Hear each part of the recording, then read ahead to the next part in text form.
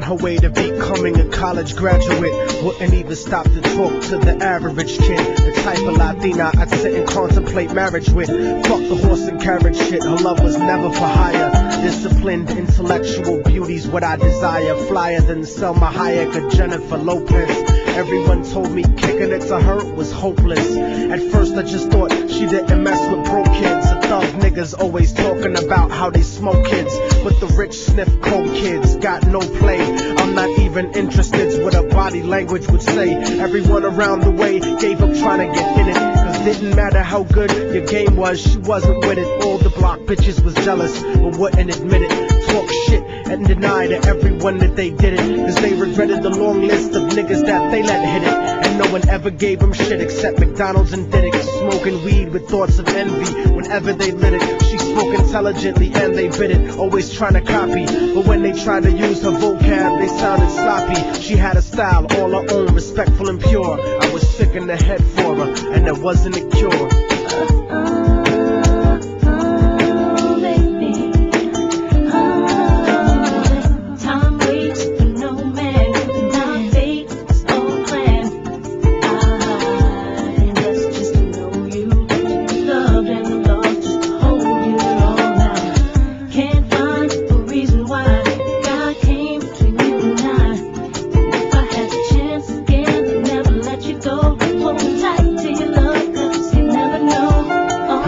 Brown and beautiful, yet empty and sad. I used to talk to her occasionally and she was glad that I wasn't just another nigga trying to get in it. So every now and then we'd stop and talk for a minute.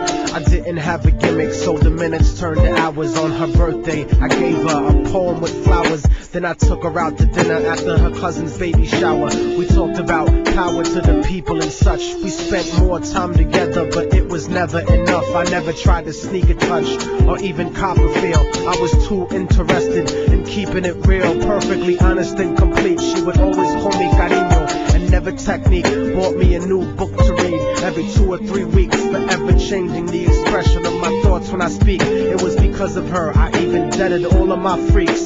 She convinced me to stop hanging out on the streets, to stop robbing and stealing from people like you. Instead I took her out to the Apollo and the Bronx Zoo, Museo del Barrio and the Metropolitan too. Got to the point where I was either with her or my crew, so I decided one day to tell her my feelings was true. I couldn't live without her, so I told her face of my fears. But honey's only response was a face full of tears. She could only sob hysterically, holding me tight. I tried to speak, but she wouldn't stop until I left sight. I felt like a moth who got himself too close to the light. Except I didn't burn, I turned cold after that night.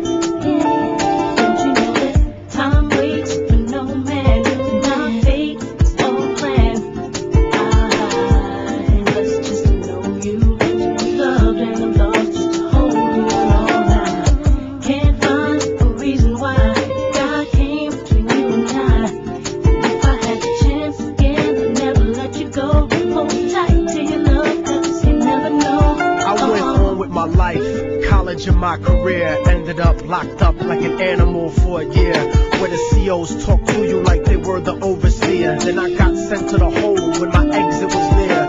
At night in my cell, I'd close my eyes and I'd see her, hold her close in my dreams, but when I woke she disappeared. Just an empty cell until the state gave me parole. In the summer came back intact and on track, but the fact of the matter is I still felt cold.